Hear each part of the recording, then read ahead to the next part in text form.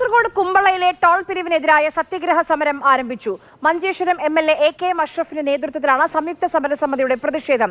25 kilometre ദൂരപരിധിയിൽ 2 സ്ഥലത്ത് toll പിരിക്കുന്നതിനെതിരെയാണ് സമരം.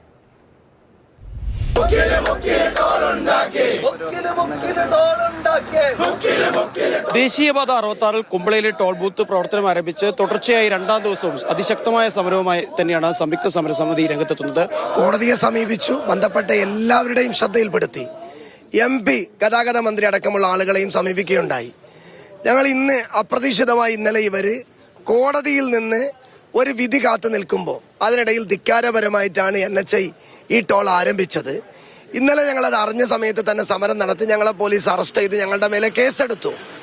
ഇന്ന് ഈ മണ്ഡലത്തിന്റെ MLAയും ആക്ഷൻ കമ്മിറ്റിയുടെ ചെയർമാൻ എന്ന നിലയ്ക്ക് അനിശ്ചിതകാലത്തേക്ക് ബഹുമാനായ പ്രതിപക്ഷ നേതാവിനോടും ഉപനേതാവിനോടും സംസാരിച്ചിട്ടുണ്ട്. അവർ പെർമിഷനോട് കൂടി അനിശ്ചിതകാല സമരം ആരംഭിക്കുകയാണ്.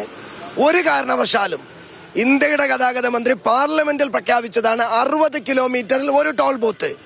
അപ്പുറത്തറിയിച്ച് പൂർത്തിയായില്ല എന്ന കാരണം കൊണ്ട് ഈ നാട്ടിലെ ജനങ്ങളെ കൊള്ളയടിക്കാനുള്ള നാഷണൽ ഹൈവേ അതോറിറ്റി ഓഫ് ഇന്ത്യയുടെ ഈ താൽക്കാലിക ടോൾ ബൂത്ത് എന്ത് വില കൊടുത്ത് ഞങ്ങൾ ചെറുത്തു തോൽപ്പിക്കും.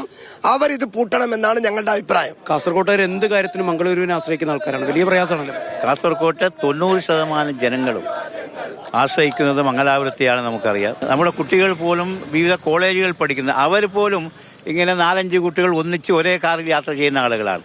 അപ്പോൾ വിദ്യാർത്ഥികൾക്ക് എത്രമാത്രം പ്രയാസം ദുസ്സഹമാണ് ഈ അവരുടെ പഠനം എന്ന് നമുക്ക് മനസ്സിലാക്കാവുന്നേ ഉള്ളൂ. ഒരു കാര്യം, ഈ ടോൾ ഗേറ്റ് കുമ്പളയിൽ വരാനുള്ള കാരണം എന്താണ്? പെരിയയിൽ ടോൾ ഗേറ്റിന്റെ നിർമ്മാണം പൂർത്തിയായില്ല എന്ന കാരണം പറഞ്ഞാണ് ഇവിടെ ഈ ടോൾ ഗേറ്റ് നിർമ്മിച്ചിരിക്കുന്നത്. കുമ്പള ടോൾ ഗേറ്റ് ഇവിടെ വന്നില്ലെങ്കിൽ സർക്കാരിന് നഷ്ടമുണ്ടായിരിക്കാം.